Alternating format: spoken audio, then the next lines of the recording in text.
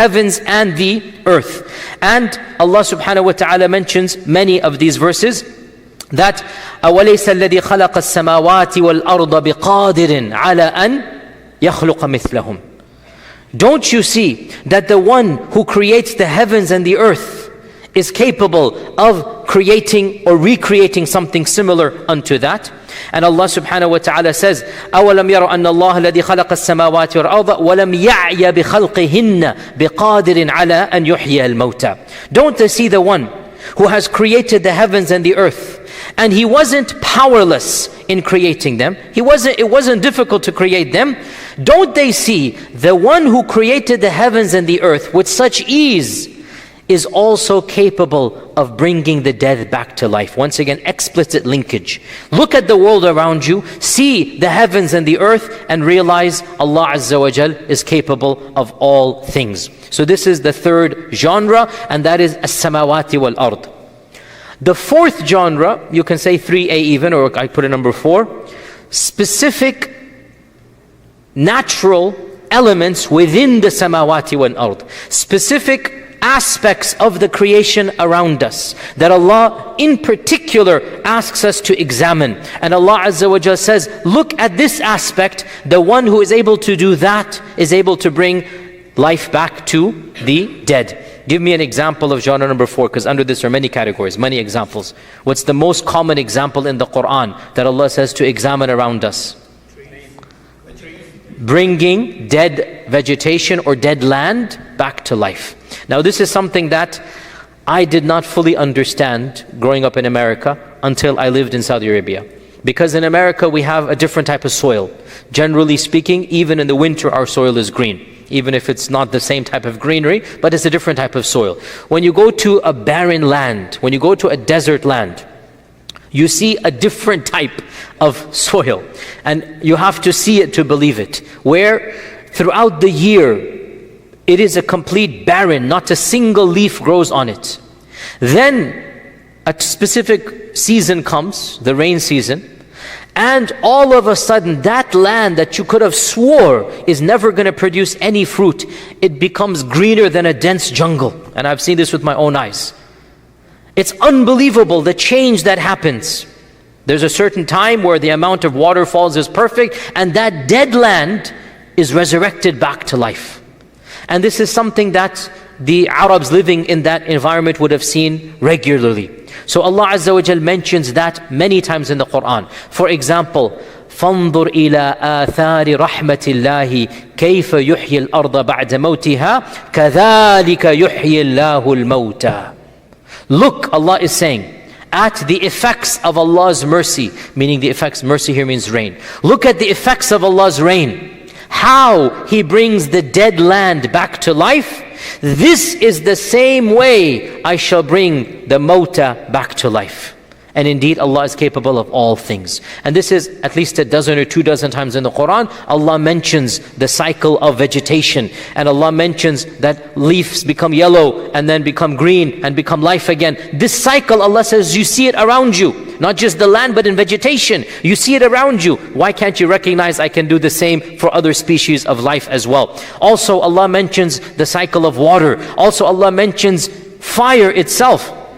الَّذِي جَعَلَ لَكُم مِّنَ الشَّجَرِ الْأَخْضَرِ نَارًا. So Allah is saying, this green tree, which is fed by blue water, it becomes this yellowish flame. Look at all of this cycle, the same thing. Allah Azza wa Jal mentions, surely I can also bring the dead back into the life as well. So the cycles of other species, other life forms on this earth, Allah is saying, the one who can permutate those life forms, surely I can permutate your life form as well. So this is category 4, where Allah asks us to look at specific aspects of the creation. Category 5 is a very, very interesting one. Very interesting one. Here, Allah Azza wa Jal uses a different tactic completely. Allah uses what modern philosophers have called the moral argument for the existence of God. This is something that was propagated very recently, I think only 200-300 years ago, if I'm not mistaken. It's a very recent phenomenon of Western philosophy, but the Quran mentions it in its revelation. Allah subhanahu wa ta'ala mentions the moral argument for Judgment Day. What is the moral argument for Judgment Day? That this life is inherently unfair. And if there were no Judgment Day, then that would not be a perfection of Allah's justice. This is an argument that Allah uses in the Quran. How can you deny a Judgment Day when there's no justice in this dunya? And Allah Azza wa Jal will not allow injustice to go unpunished. So the Quran uses the moral argument to prove the existence of Qiyamah. And Western philosophers only stumbled across this relatively recently. Allah knows, maybe from the Quran directly. And then they have a different category of how to prove the existence of Allah. And for us it is in the Quran. There are a number of verses in this regard. Of them, Allah says in the Quran, أَفَنَجْعَلُ الْمُسْلِمِينَ كَالْمُجْرِمِينَ مَا لَكُمْ كَيْفَ تَحْكُمُونَ. This is a rhetorical question. A rhetorical question is a question whose answer is inherently within the question. It doesn't need to be verbalized. A rhetorical question is meant to emphasize an obvious truth. It is not meant to actually question. Right? This is a rhetorical question. And Allah Azza wa Jal uses a rhetorical question because it is too self-evident to even respond to it. So Allah says, أَفَنَجْعَلُ الْمُسْلِمِينَ كَالْمُجْرِمِينَ. Do you think we will make the believers like the criminals the same? مَا لَكُمْ كَيْفَ تَحْكُمُونَ. What is wrong with you? How are you judging? Allah is slapping some sense into people. Do you think that a good person and a bad person, that's it, they live and they die and that's it, nothing's going to happen to them? That's not fair. And in a more explicit verse, Allah says in the Quran, أَمْ نَجْعَلُ الَّذِينَ آمَنُوا وَعَمِلُوا الصَّالِحَاتِ كَالْمُفْسِدِينَ فِي الْأَرْضِ أَمْ نَجْعَلُ الْمُتَّقِينَ كَالْفُجَّارِ. Even more explicit.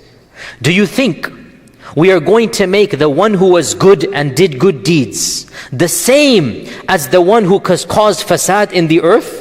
Who caused evil in the earth, who was a mass murderer, a brutal dictator? Do you think one who suffered and the one who caused the suffering, that their life will be the same? سَوَاءً مَحْيَاهُمْ وَمَمَاتُهُم. In another verse, this is the third verse, the same their life and their death?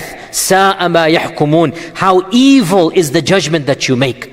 How evil is it that a mass murderer gets away with it? And even if he is killed, what is one death compared to 1,000,000 deaths that he caused? What is one jail term compared to destroying an entire country, as so many brutal dictators have done?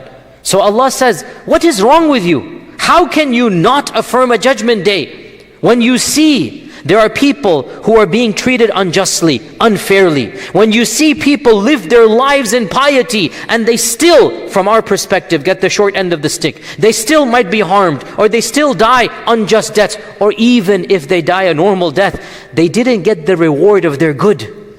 Where is the good for that this pious person has done? He lived his whole life in piety, and yet he's struggling, living a difficult life. And another person born into wealth, living the life of a playboy, not caring about the akhirah, and maybe he lives a normal animalistic life and dies a normal death. Is that fair? That this person gets to enjoy this dunya and he lived an evil life, and the righteous person was deprived of any good. So Allah Azza wa Jal is telling us, سَاءَ مَا يَحْكُمُونَ. How evil is your judgment to deny Judgment Day. مَا لَكُمْ كَيْفَ تَحْكُمُونَ. How can you make this judgment? How can you judge that there's no judgment based upon the moral realities of the world that we live in? This is a very interesting argument to prove the Day of Judgment. And that is, this world does not have justice.